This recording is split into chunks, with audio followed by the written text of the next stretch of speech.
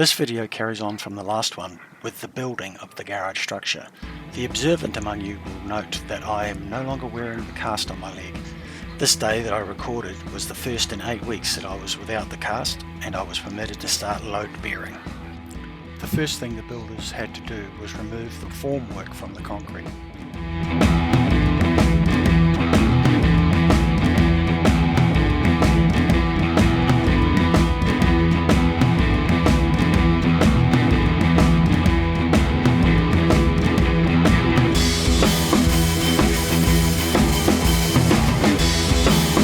The entire garage arrived in 2 packets, which needed to be unwrapped and then sorted through like a giant jigsaw puzzle.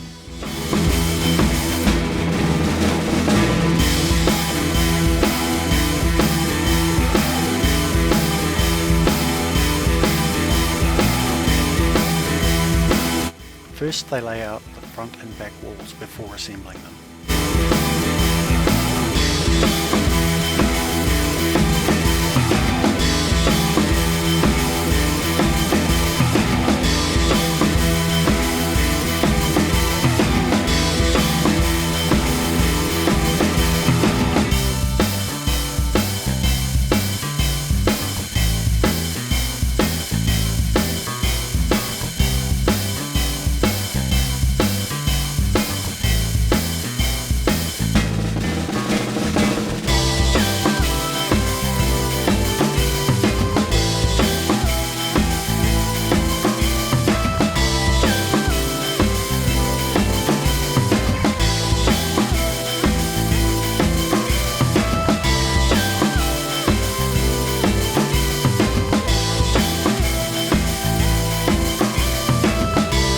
Once they have the front and the back walls nailed together, they stand them up, then square them and brace them in place until the side walls are up. When they have the side walls completely together on the ground, they stand them up and nail all the walls together.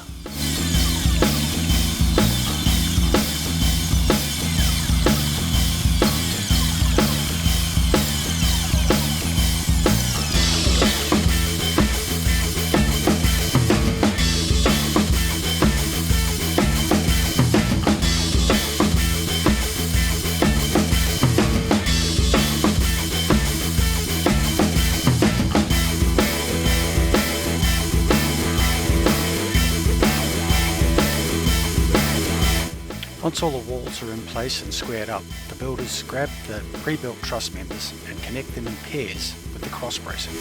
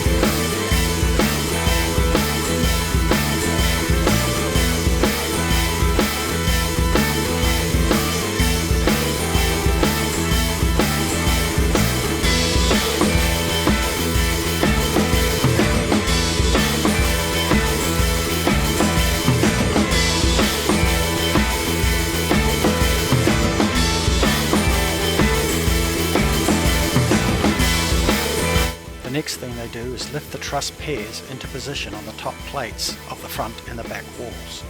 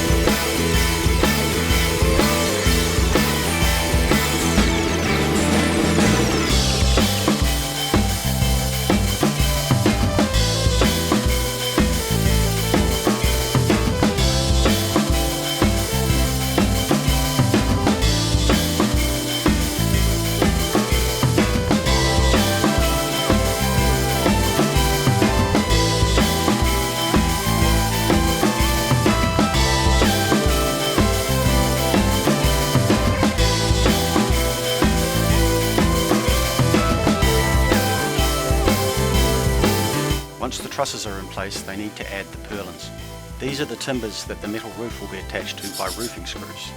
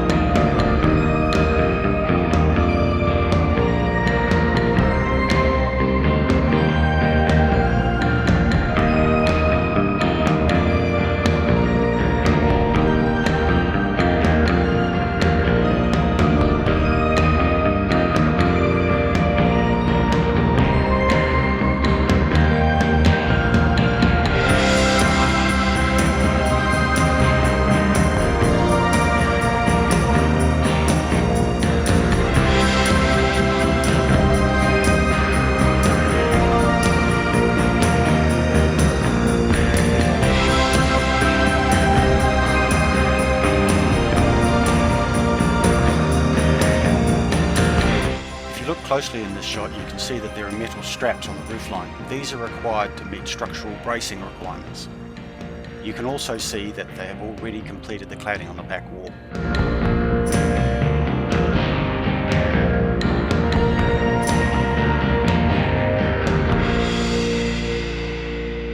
Here you can see them cladding the end wall.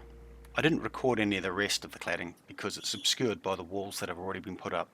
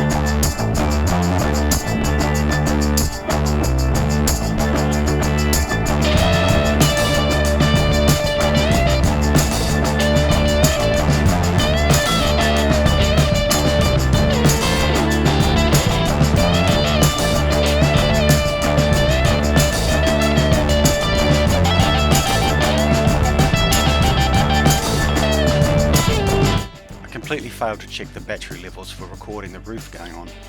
You can see from this drone clip that the garage is complete by the end of day 3.